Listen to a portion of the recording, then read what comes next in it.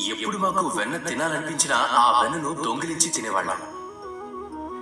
మా మిత్రులందరం కలిసి ఒకరిపై ఒకరికి వెన్న కుండను పగలగొట్టి వెన్నను తినేసేవాళ్ళం. దాన్ని అంటారు కలిసి ఉండడంలో శక్తి అని. కేవలం కలిసి ఉంటే సరిపోతుంది అంటారా?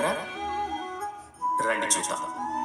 అందులో దృఢంగా పుష్టిగా ఉండే బాలుడు ఉన్నాడనుకోండి, తాను అందరి భారాన్ని మోయటానికి బదులుగా పైకి ఎక్కుతానంటే అప్పుడు మేము ఆ కొండని పట్టుకోగలిగేవాళ్ళమా? అప్పుడు మేము వెన్న తినే ఆనందాన్ని పొందగలిగేవాళ్ళమా? లేదు.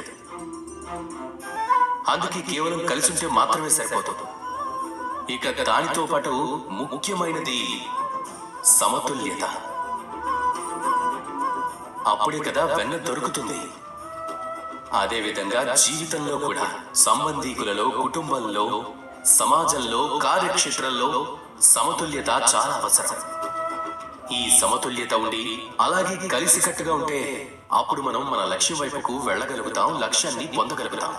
కానీ ఒకవేళ ఈ సమతుల్యతే లేకపోతే గనుక అప్పుడు ఈ సంబంధాలు కూడా తగ్గిపోతాయి, కుటుంబం కూడా విడిపోతుంది, పనులు కూడా ఆగిపోతాయి, అలాగే లక్ష్యాన్ని కూడా చేరుకోలేము.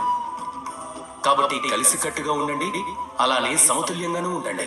అలానే నాతో పాటు ప్రేమగా చెప్పండి, రాధా కృష్ణ.